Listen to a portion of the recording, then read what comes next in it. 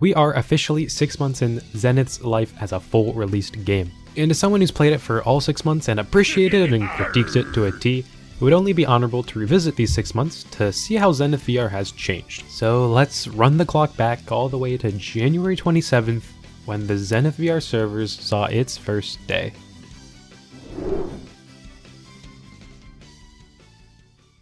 Zenith saw its formal release on January 27th, 2022.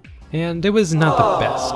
As you'd expect from a new and quite hyped up game, the servers were not ready for the influx of excited players coming to Zenith. Even I couldn't get into the servers. It took me till the 28th, a day later, to play the game. But once I did, the magic began. There weren't any game-breaking issues or anything. It was just a clean release that you had to be patient for. The release was eerily similar to how the beta played out, but a few notable features lacked in the beta, which were cooking, crafting, and upgrading your gear.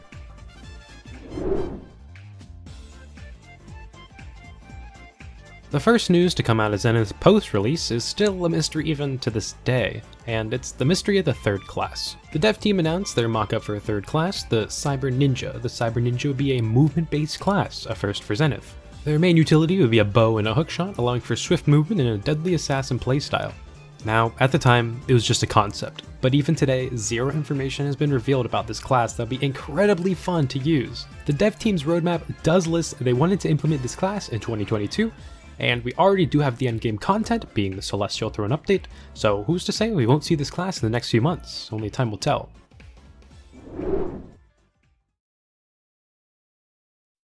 This next update set the table for fixing Zenith's biggest problem at the time. It was just too grindy. Constantly you would complete your story quests only to be presented with a prompt to get to the next level before continuing your next main quest. The problem being, there were barely any other quests to give you even close to enough XP to level up. You would have to hop around the locations, events for minutes, sometimes hours, just for one more quest. And on February 12th, the dev team heard and answered our cries for help. Version 28.7.1 added 23 new side quests, allowing for much easier level progression. Some new friends were added to the game to hand out these side quests, and they scattered them pretty well across the entire game. At the time, my only complaint is that I just didn't know some of them existed. I didn't prioritize looking at my map or searching for them all the time, but I would come back to places like the Obsidian Fortress and Radiant Coast multiple times, and it took me a while to actually notice the NPCs were here. I just never saw them. They weren't really placed in places you walk to commonly, but eventually you'd find your way. But that issue did not change the fact that this update definitely supported grinding players and enjoy Zenith just a bit more.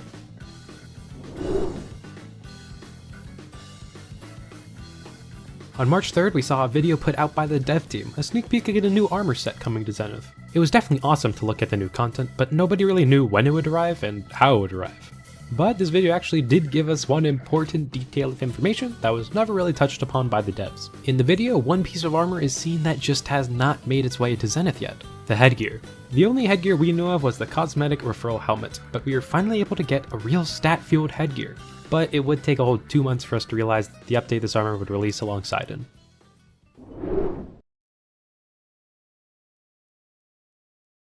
On March 17th, the most important and exciting news was dropped for the public to read.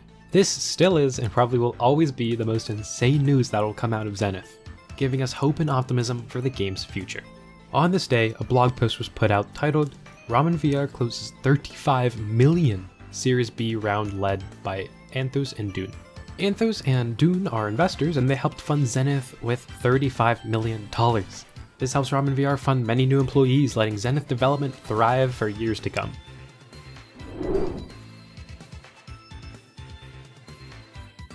Another minor update made its way to Zenith on April 18th, but 11 days before, it was announced as what I call the inventory update. We went from 1 to 3 pages of general inventory and quest inventory space, and a new cosmetic tab with 3 more pages. Not just that, but a new cosmetic tab for your armor to show off your wares without sacrificing your stats.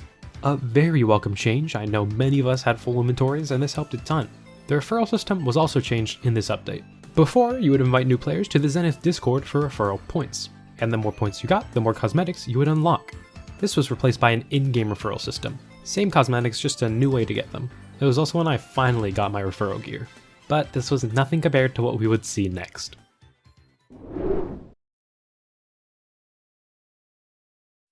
On May 3rd, a teaser was put out by the dev team showing Zenith's first instance dungeon.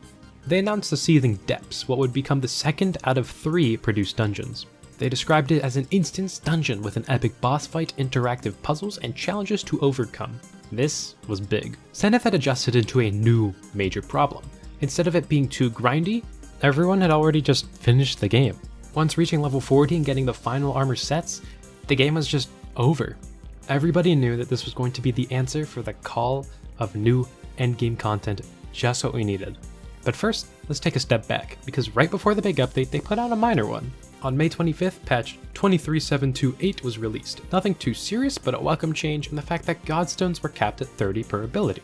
And there is now an option to discard low-tier Godstones with no XP. Nice to be able to clean up your Godstones. Then on May 26th, it happened. The Celestial Throne update was announced as Zenith's first massive update. 3 new dungeons, 3 new raids, new armor sets, new weapon sets, headgear, balance changes. Zenith had its biggest content drop ever. It was so massive I had to make a whole video explaining just the patch notes. It took its time to release as it was put out 20 days after it was announced.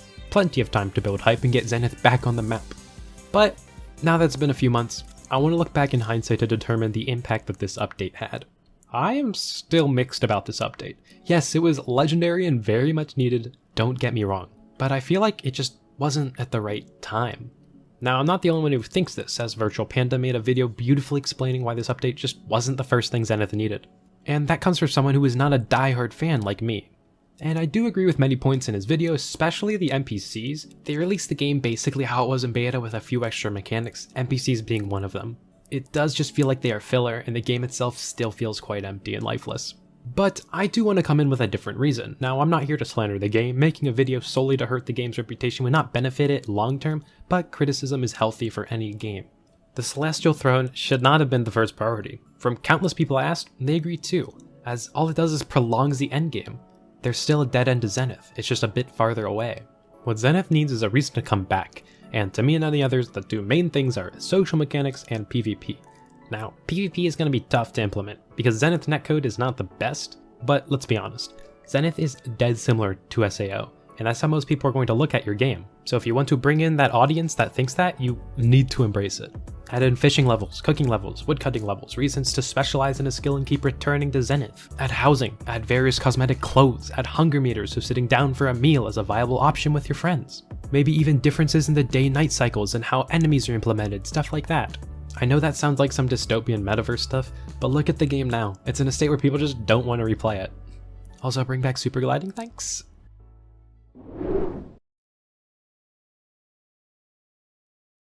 Even after the update, Zenith did not stop there. On July 13th, Zenith announced adjustments to the shards, or servers. It basically just made it so the comprehensive list with various ways to sort it, but it would also cut out half the shards on August 15th, as many just were not being used.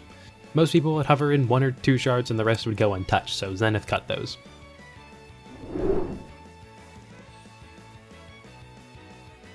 The final update Zenith gave to us was new cosmetics. Now wait, let me explain why I really like the direction this update can take us. This update gives us the new NeoWare cosmetic set, where a new NPC gives you Neo coins for various quests, allowing you to get the set. Why I think this is a massive update that no one's going to talk about, in short, allows us a new opportunity for Zenith's true first social aspect, clothing. Being able to style yourself can allow for personas, allowing for epic acts, and if the game introduces things like housing in the mix, can allow for more RP aspects that will enhance the game. I may make a video going on this with more depth, but for now this is what we're left with. And that's it! 6 months of Zenith condensed into one video. What brought you the most excitement throughout these 6 months? And what do you think it needs for the next 6? Let me know, and thanks for watching.